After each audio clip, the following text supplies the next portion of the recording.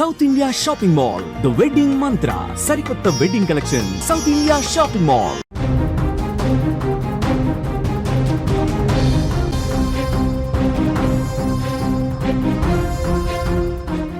షహబాజ్ షరీఫ్ ఇవాల్టి వరకు ఇంట్లో సరిగ్గా నిద్రపోలేదు.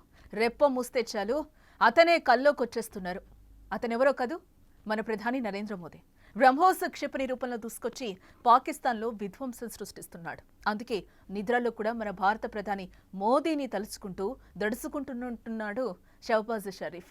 దిక్కులేని స్థితిలో ప్రపంచం చుట్టూ తిరుగుతూ భారత మిత్ర దేశాల దగ్గరకు వెళ్లి కాళ్లు పట్టుకుంటున్నాడు. దయచేసి మా దేశాన్ని వదిలేయండి, మాపై బాంబులు వేయకండి అంటూ వేడుకుంటున్నాడు. షహబాజ్ షరీఫ్లో ఈ భయం ఎప్పుడు మొదలైందో తెలుసా? మే 6 అర్ధరాత్రి 1:05. ఈ టైం ఏంటో తెలుసా? భారత ప్రభుత్వం ఆపరేషన్ సింధూర్ని అమలు చేసిన ముహూర్తం. మే 6వ తేదీ రాత్రి మొదలైన సింధూర్ తెల్లవారేసరికి పాకిస్తాన్లోని 9 స్థానాల్లో ఉగ్రవాదుల శిబిరాలను నేలమట్టం చేసింది. జైషే మహమ్మద్, లష్కరే తోయిబా, హిజ్బుల్ ముజాహిద్దీన్ లాంటి ఉగ్ర సంస్థలను కూకటి వేళ్లతో పెకిలించి వేశాడు ప్రధాని మోదీ. ఆ తర్వాత జరిగిన ఎదురుదాడుల్లో కూడా పాకిస్తాన్ కోలుకోలేనంత దెబ్బతినింది. బ్రహ్మోస్ క్షిపణి తీసుకుని పాకిస్తాన్ భూభాగంలోకి వెళ్లిన భారత వైమానిక దళం రావల్పిండి సహా పాకిస్తాన్లోని 11 ఎయిర్ బేస్లను బూడిదెచ్చేసింది. చైనా నుంచి తెచ్చుకున్న F-19 యాంటీ డిఫెన్స్ సిస్టమ్కి కూడా దొరకనంత వేగంగా బ్రహ్మోస్ క్షిపణులు ప్రయోగించింది. ఇప్పటికీ ఉగ్రవాదంపై పోరాటానికి ఆపరేషన్ సింధూర్ ఆన్ చేసే ఉంది. ఈ నెల రోజుల వ్యవధిలో ఏం జరిగింది? పాకిస్తాన్ చుట్టూ ప్రధాని మోదీ ఇంకా ఎన్ని ఎత్తుగడలు వేసి పెట్టారు? ఈ అంశాన్ని తెలుసుకుందాం. ఇక దీనికి సంబంధించిన మరింత సమాచారాన్ని మా న్యూస్ ఎడిటర్ తిరుమల అందిస్తారు. తిరుమల, నేటితో అయితే ఆపరేషన్ సింధూర్కి నెల రోజులు పూర్తి కావచ్చింది. అంటే ఆపరేషన్ ఇంకా ఆన్లోనే ఉందంటారా ఆపరేషన్ సింధూర్? మే 6వ తేదీ నుంచి ఇవాళకి కూడా ఆపరేషన్ సింధూర్ ఆన్లోనే ఉంది జానకి. ఇక్కడ విషయం ఏంటంటే ఆపరేషన్ సింధూర్ అంటే మే 6వ తేదీ నుంచి 10వ తేదీ వరకు పాకిస్తాన్ పైన జరిగిన దాడి బాంబుల దాడి, మిసైల్స్ దాడి. ఆ తర్వాత జరిగిన దాడి అంతా వ్యూహాత్మకమైన దాడి, ఎకనామికల్ దాడి అని చెప్పాలి. ఒక రకంగా చెప్పాలి అంటే ఆపరేషన్ సింధూర్ ఏదైతే సీజ్ ఫైర్కి భారత్ అంగీకారం తెలిపి సీజ్ ఫైర్కి అంగీకరించిందో ఆ రోజు మర్నాటి నుంచే ఆపరేషన్ సింధూర్లో సెకండ్ పార్ట్ మొదలైందని చెప్పాలి. సెకండ్ పార్ట్లో అత్యంత కీలకమైన ఘట్టం పార్లమెంటు సభ్యులు, మన భారత పార్లమెంటు సభ్యులు 7 బృందాలుగా ఏర్పడి 33 దేశాల్లో పర్యటించడం, రష్యాతో సహా ఇటువంటి దేశాల్లో పర్యటించడం వల్ల పాకిస్తాన్లో ఉన్న ఉగ్రవాదానికి చెక్ పెట్టడం. సింపుల్గా ఒకసారి పోల్చాలి ఆపరేషన్ సింధూర్లో సెకండ్ పార్ట్ని ఎలా పోల్చాలి అంటే ఆపరేషన్ సింధూర్లో మే 6వ తేదీ రాత్రి 1:05 పాకిస్తాన్లో 4 ప్రాంతాలు, పాకిస్తాన్ భూభాగంలో ఉన్న 4 ప్రాంతాలు భావలాపూర్, ముర్దికి, సజ్జల్, సైల్కోట్, ఈ 4 ప్రాంతాల్లో ఉగ్రవాద కీలక శిబిరాలు జైషే మహమ్మద్, లష్కరే తోయిబా, హిజ్బుల్ ముజాహిద్, ఈ 3 ఉగ్రవాద స్థావరాల్ని ధ్వంసం చేసింది భారత వైమానిక దళం, భారత ఆర్మీ, త్రివిధ దళాలు కలిసి. అట్లాగే పీఓకేలో పాక్ ఆక్రమిత కాశ్మీర్లో 5 ప్రాంతాలు, భీంబర్ బర్నాలా, కోట్లీలో 2 స్థావరాలు, ముజఫరాబాదులో 2 స్థావరాలు, ఈ మొత్తం ఇక్కడ 5 చోట్ల బాంబుల వర్షం, డ్రోన్లతో బాంబుల వర్షం కురిపించి కేవలం 25 నిమిషాల్లోనే 100 మంది ఉగ్రవాదుల్ని తుడిచిపెట్టేసింది, చంపేసింది. ఇందులో జైషే మహమ్మద్ అధినేత, ఎవరైతే జైషే మహమ్మద్ అధినేత ఉన్నాడో మసూద్ అజార్కి సంబంధించిన ఫ్యామిలీ మెంబర్స్లో 14 మంది ప్రాణాలు కోల్పోయారు. మసూద్ అజార్ ఫ్యామిలీ పూర్తి స్థాయిలో భావలాపూర్లో ఉంటారు. పాకిస్తాన్ భూభాగంలో ఉంటుంది భావలాపూర్లో ఒక పెద్ద 200 ఎకరాల విస్తీర్ణంలో ఉగ్రవాదానికి యూనివర్సిటీని ఏర్పాటు చేసి టీనేజ్ పిల్లల్ని అక్కడ తీసుకొచ్చి వాళ్ళకి మత ఛాందసవాదాన్ని నూరిపోసి వాళ్ళకి తుపాకీ ఎలా కాల్చాలి, బాంబులు ఎలా తయారు చేయాలి, భారతదేశం పైన ఎలా దాడులు చేయాలి, మానవ బాంబులుగా ఎలా మారాలి, ఇదంతా నేర్పిస్తూ ఉంటాడు అక్కడ మసూద్ అజార్. అటువంటి మసూద్ అజార్ ఫ్యామిలీలో 14 మంది ఒకే దెబ్బకి హతమైపోయారు. ఇదంతా ఒకెత్తైతే ఆ తర్వాత ఆపరేషన్ సింధూర్ తర్వాత పాకిస్తాన్కి చాలా స్పష్టంగా భారత్ ఒక విషయం చెప్పింది. మీ భూభాగంలో ఉన్న, మీ దేశంలో ఉన్న పీఓకేలో ఉన్న భూభాగాల్లో 9 చోట్ల మేము దాడులు చేశాం. ఈ 9 దాడుల్లో అనేక మంది ఉగ్రవాదుని హతం చేశాం. 70 నుంచి 80 మంది అన్నారు. తర్వాత లెక్కలో తేలింది ఏంటంటే 100కు పైగా చనిపోయారు. 100 మంది ఉగ్రవాదుని హతం చేశామని సమాచారం ఇస్తే పాకిస్తాన్ ప్రపంచ దేశాలకు ఏం చెప్పింది?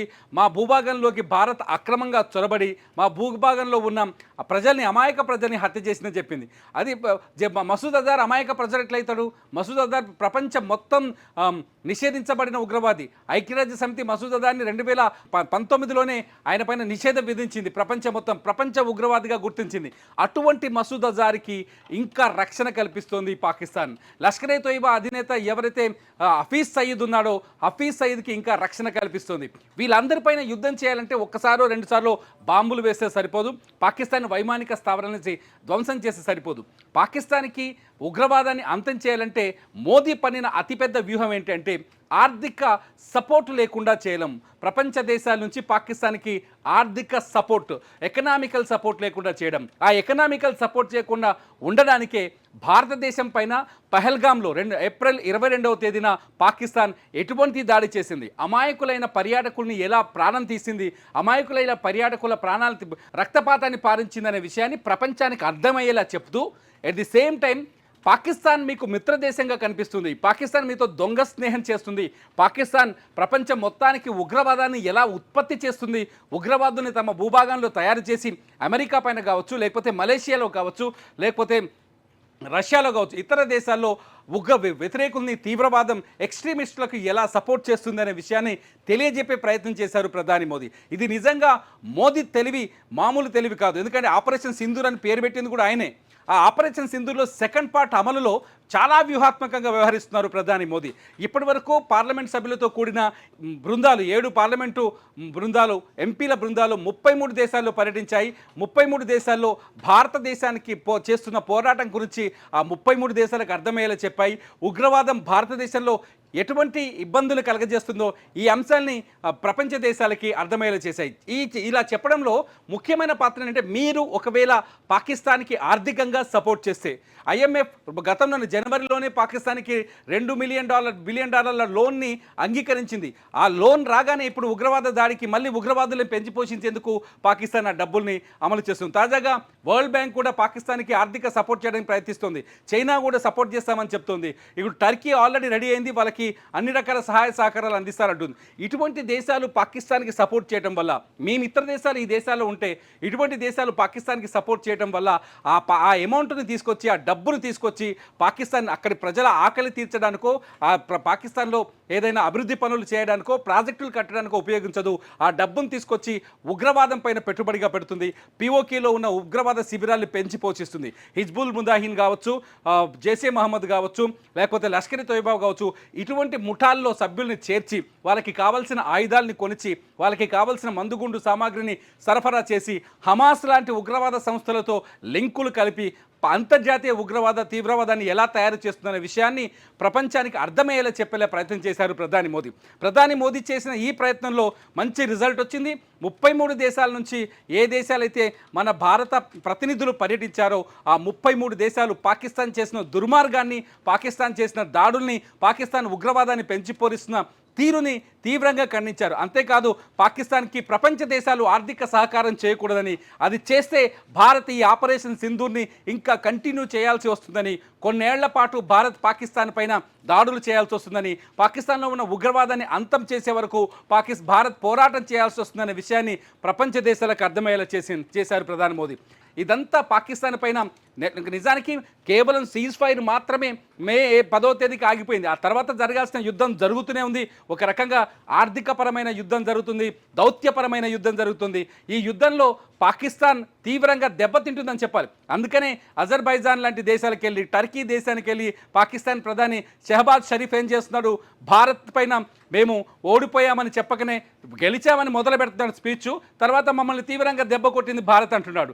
గెలిచామంటున్నాడు, మేము తీవ్రంగా ఆర్థికంగా నష్టపోయామని చెప్తున్నాడు. గెలిచామంటున్నాడు, భారత్ పైన మాకు ఆర్థిక సహాయం కావాలని చెప్తున్నాడు. అంటే దొంగ మాటలు చెప్తాడు. మీరు అన్నట్టు ఇంతకుముందుకు ప్రారంభంలో షహబాజ్ షరీఫ్ ఇవాల్టి వరకు కంటి నిండా నిద్రపోలేదు. 2 రకాల సమస్యలు ఉన్నాయి. ఒకటి, భారత్ ఏ క్షణాన ఎటువంటి దాడి చేస్తుంది తమ పైన అనేది అర్థం కావట్లేదు. ఒక రకంగా దౌత్యపరమైన దాడిలో వెనకంజ వేశారు, పాకిస్తాన్ని ఒంటరిని చేస్తున్నారు ప్రపంచవ్యాప్తంగా.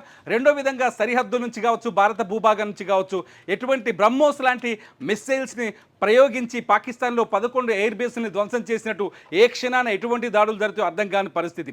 అణుబాంబుల్ని కూడా ఏదైతే కిర్నా పర్వతాల్లో పాకిస్తాన్ స్థావరాన్ని ఏర్పాటు చేసుకుందో అటువంటి స్థావరం పైన కూడా భారత్ దాడి చేసిందనే చర్చ జరుగుతుంది. ఈ చర్చను బయట పెట్టడానికి పాకిస్తాన్కి సాహసం చేయలేకపోతుంది. అందుకనే ట్రంప్ దగ్గరకో లేకపోతే జిన్పింగ్ దగ్గరకో లేకపోతే ఎక్కడికో వెళ్ళి కాళ్ళ వెళ్ళ పడుతుంది పాకిస్తాన్ ప్రభుత్వం. అందుకనే డొనాల్డ్ ట్రంప్ పదే పదే ఎందుకు చెప్పుకుంటున్నాడంటే భారత్ అడకపోవచ్చు సీజ్ ఫైర్ కోసం, కానీ పాకిస్తాన్ ఖచ్చితంగా అమెరికాని అడిగుంటుందని ఒక చర్చ జరుగుతుంది. పాకిస్తాన్ అడగటం వల్లే సీజ్ ఫైర్కి భారత్ అంగీకారం వేరే ఉద్దేశంతో చేసిన అమెరికా చేసినట్టు అవుతుందనే ఒక చర్చ జరుగుతుంది. ఇదంతా చూస్తుంటే మోదీ గర్జించే సింహంలా కనిపిస్తున్నారు పాకిస్తాన్కి. మోదీని చూస్తే పాకిస్తాన్ ప్రజలు కూడా ఇవాళ గౌరవించే పరిస్థితులు ఉంది. ఎందుకంటే చాలా స్పష్టంగా మోదీ చెప్తున్నారు మొదటి నుంచి, మీ దేశంలో మీ ఉగ్రవాదం పైన మీరు తిరగబాటు చేయకపోతే మీ దేశానికి భవిష్యత్తు లేదు. భారత్ ఎప్పటికైనా మీ దేశాన్ని ధ్వంసం చేయాల్సి వస్తుంది. ఆ ధ్వంసంలో మొట్టమొదటి నష్టపోయేది పాకిస్తాన్ ప్రజలు అని హెచ్చరిస్తూ వస్తున్నారు ప్రధాని మోదీ. ఇదంతా చూస్తుంటే పరోక్షంగా పాకిస్తాన్ ప్రజల్ని కూడా హెచ్చరిస్తున్నారు మోదీ. పాకిస్తాన్ ప్రజలు కూడా మోదీని అభిమానించే పరిస్థితి ఏర్పడింది వాళ్ళు. ఎందుకంటే పహల్గాం దాడి నుంచి ఆపరేషన్ సింధూర్ వరకు ఏం జరిగింది అనేది కూడా మనం చూసాం. ఇదే నేపథ్యంలోనే సింధు జలాలు లేవు, సంధి కూడా లేదని కూడా ఆయన కరాఖండిగా చెప్పిన పరిస్థితి కూడా మనం చూసాం. ఎగ్జాక్ట్లీ సింధు జలాల విషయంలో భారత ప్రభుత్వం చాలా స్పష్టంగా ఉంది. ఉగ్రవాదం పైన పాకిస్తాన్ స్పష్టతకు రావాలి. పాకిస్తాన్ ఉగ్రవాదాన్ని అంతం చేయాలి. భారత్ ఎవరెవరి పేర్లైతే చెప్పిందో ఆ ఉగ్రవాదుని భారతదేశానికి అప్పజెప్పాలి. పిఓకే నుంచి పాకిస్తాన్ ఖాళీ చేసి వెనక్కి వెళ్ళిపోవాలి. పిఓకేని భారత్కి అప్పగించాలి. ఇవన్నీ జరిగితే తప్ప సింధు జలాల్ని పాకిస్తాన్ భూభాగంలోకి రానివ్వమని సింధు జలాల ఒప్పందాన్ని రద్దు చేసింది భారత ప్రభుత్వం. ఇప్పటికీ ఈ నెల రోజుల్లోనే పాకిస్తాన్ భారత ప్రభుత్వానికి 4 సార్లు లేఖలు రాసింది. పాకిస్తాన్ జలవనరుల శాఖ సింధు జలాలపైన కూర్చొని చర్చిద్దామని, సింధు జలాలు లేకపోతే మా పాకిస్తాన్ ఎడారిగా మారిపోతుందని చాలా ఓపెన్గానే చెప్తోంది. ఇప్పటికే సింధు నది పాకిస్తాన్లో 80% వ్యవసాయ భూభాగాన్ని ప్రభావితం చేస్తుంది. 80% వ్యవసాయం కేవలం సింధు జలాలపైన ఆధారపడి ఉంటుంది. పంజాబ్ ప్రావిన్స్ కావచ్చు, సింధు ప్రావిన్స్ కావచ్చు, కరాచీ ఏరియా కావచ్చు, హైదరాబాద్ ప్రావిన్స్ కావచ్చు, ఇవన్నీ పాకిస్తాన్లోని హైదరాబాద్ ప్రావిన్స్ కావచ్చు, ఇవన్నీ కలిపితే సింధు జలాలతోనే ఆ ఏరియా సస్యశ్యామలంగా ఉంటుంది. సింధు జలాలు ఆగిపోతే ఆ ప్రాంతంలో ఖచ్చితంగా కరువు విలయతాండవం చేసే అవకాశం ఉంది. ఈ కరువును ఎదుర్కోవాలి అంటే ఖచ్చితంగా పాకిస్తాన్ ఒక పని చేయాలి. 2 పనులు ఖచ్చితంగా చేయాలి. ఒకటి, ఉగ్రవాదం పైన తిరగబడాలి. రెండోది వచ్చేసి పిఓకేని భారత్కు అప్పగించాలి. మొత్తానికి ప్రధాని మోదీ వ్యూహాత్మకమైన అడుగులు వేస్తున్నారు. ప్రధాని మోదీ భారత సార్వభౌమాధికారాన్ని, భారత శక్తి సామర్థ్యాన్ని, భారత ఆయుధ సామాగ్రి శౌర్యాన్ని ప్రపంచానికి అర్థమయ్యేలా చెప్తారని మాత్రం మనం చెప్పాలి. జానకి రైట్ తిరుమల్. మొత్తంగా మనం చూసుకుంటే ఆపరేషన్ సింధూర్కి 1 రోజులు కంప్లీట్ అయ్యాయి. నేటితో కూడా ఎలాంటి పరిస్థితులు ఎదుర్కొన్నాం, ఆ దాడి తర్వాత నుంచి కూడా మనం ఆపరేషన్ సింధూర్ వరకు కూడా ఎలాంటి పరిస్థితులు ఎదుర్కొన్నాం అనేది కూడా మనకి కళ్ళకు కట్టినట్టు ఈ రోజు కూడా మనకి ఇంకా కనిపిస్తున్న పరిస్థితి కనిపిస్తుంది. సింధు జలాలు సంధికైతే మేము రాము అని కూడా మోదీ కరాఖండిగా చెప్పారు. మేము సంధికి రావాలి అంటే ఉగ్రవాదం అంతం అవ్వాలి అని కూడా ఆయన క్లియర్గా చెప్పిన పరిస్థితి అయితే మనకి కనిపిస్తుంది. ఇప్పటి వరకు కూడా ఆపరేషన్ సింధూర్ ఇంకా ఆన్లోనే ఉంది అని కూడా ఇంకా మన మోదీ చెప్పకనే చెప్తున్న పరిస్థితి కనిపిస్తుంది. భారత మిత్ర దేశాల దగ్గరకు వెళ్లి కాళ్ళు పట్టుకుంటున్నాడు. దయచేసి మా దేశాన్ని వదిలేయండి, మాపై బాంబులు వెయ్యకండి అంటూ కూడా వేడుకుంటున్న పరిస్థితి కనిపిస్తుంది. షహబాజ్ షరీఫ్లో ఈ భయం ఎప్పుడు మొదలైందో తెలుసా? మే 6 అర్ధరాత్రి 1:05 ఈ టైం ఏంటో తెలుసా? భారత ప్రభుత్వం ఆపరేషన్ సింధూర్ని అమలు చేసిన ముహూర్తం. మే 6 తేదీ రాత్రి మొదలైన సింధూర్ తెల్లవారేసరికి పాకిస్తాన్లోని 9 స్థానాల్లో ఉగ్రవాదుల శిబిరాలను నేలమట్టం చేసింది.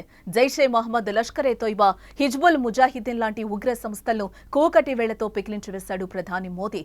ఆ తర్వాత జరిగిన ఎదురు దాడుల్లో కూడా పాకిస్తాన్ కోలుకోలేనంత దెబ్బతింది. బ్రహ్మోస్ క్షిపణిని తీసుకుని పాకిస్తాన్ భూభాగంలోకి వెళ్లిన భారత వైమానిక దళం రావల్పిండి సహా పాకిస్తాన్లోని 11 ఎయిర్ బేస్లను బూడిద చేసింది. చైనా నుంచి తెచ్చుకున్న F-19 యాంటీ డిఫెన్స్ సిస్టమ్ కి కూడా దొరకనంత వేగంగా బ్రహ్మోస్ క్షిపణులను ప్రయోగించింది. ఇప్పటికీ ఉగ్రవాదంపై పోరాటానికి ఆపరేషన్ సింధూర్ ఆన్ చేసే ఉందని చెప్పకనే చెప్తున్నారు మోదీ.